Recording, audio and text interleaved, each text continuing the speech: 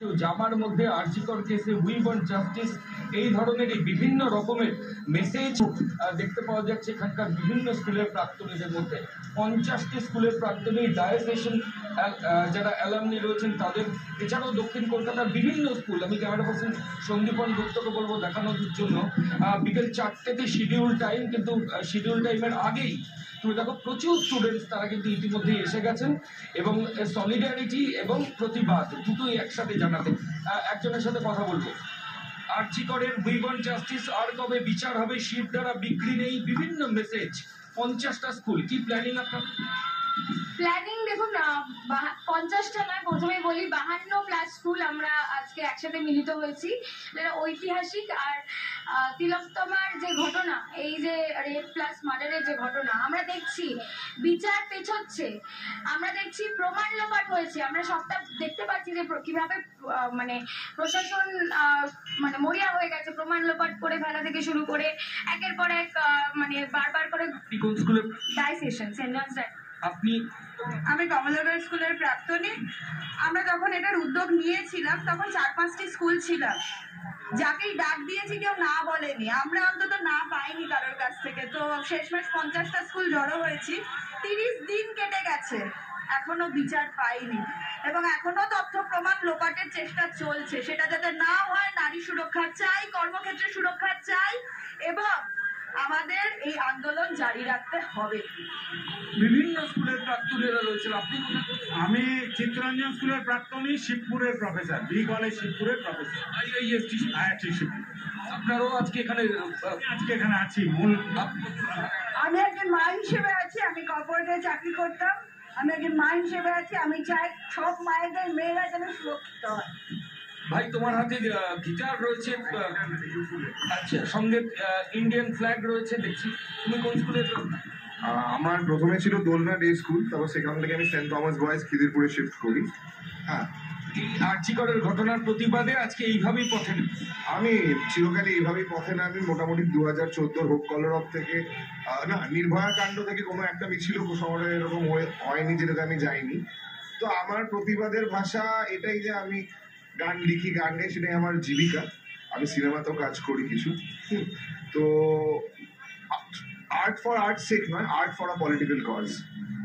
ধন্যবাদ। এখানে বিভিন্ন স্কুলের প্রাক্তনী, আমি সন্দীপন গুপ্তকে। ভাই, আপনি কোন? আমি পাঠভবন থেকে আছি। আপনাদের স্কুলের সব বন্ধুরাও আজকে আছেন? হ্যাঁ, আজকে আমরা দক্ষিণ কলকাতার মোট 52টি স্কুল নিয়ে সমস্ত প্রাক্তনীদের ডাকে আজকের আমাদের এই জমায়েত, আরজিকরের নৃশংস ঘটনার প্রতিবাদে আজকে আমাদের এই মিলন। দেখো, এই ছবি কিন্তু এখানে ধরা পড়ছে। ইতিমধ্যেই বিভিন্ন স্কুলের প্রাক্তনীরা এসে গেছেন, বিকেল 4টেতে শিডিউল টাইম, অ্যাসেম্বল হয়ে তারা এখান থেকে রাসবিহারী এভিনিউ অব্দি যাবেন। আমি দেখবো এখানে, দেখো আরজিকরের ঘটনার প্রতিবাদে কিভাবে লোকজন পথে নামছে। 4টের পর থেকে এই মেগা র্যালি, 52টা স্কুল দক্ষিণ কলকাতার, তারা এখান থেকে কিন্তু রাসবিহারী এভিনিউ অব্দি যান।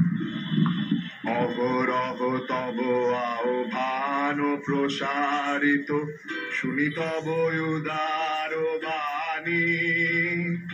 হিন্দু বৌদ্ধ শিখ জৈন পারসিক, মুসলমান খ্রিস্টানি, পূরব পশ্চিম আসে তব সিংহাসন পাশে।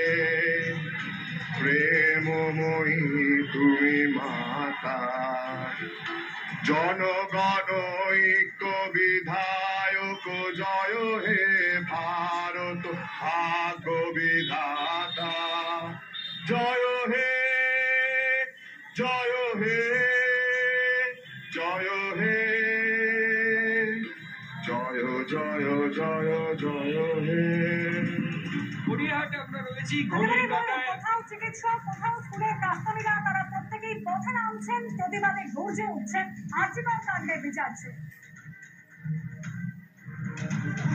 আর এই প্রতিবাদ কিন্তু চলবে। আগামীকাল সুপ্রিম কোর্টের শুনানি রয়েছে, তার আগে কলকাতা থেকে শিলিগুড়ি ফের রাত দখলের ডাক দেওয়া হয়েছে। শুধু রাত নয়, ভোর পর্যন্ত চলবে প্রতিবাদ। কোথাও ছবি এঁকে, কোথাও মৌন থেকে, কোথাও আবার মিছিলে হেঁটে হবে প্রতিবাদ। বিচারের অপেক্ষায় রাত জেগে অপেক্ষা করবে রাজ্যবাসী। আরজিকর কাণ্ডের তদন্ত আর কতদূর? আগামীকাল সুপ্রিম কোর্টে রিপোর্ট জমা দেবে সিবিআই।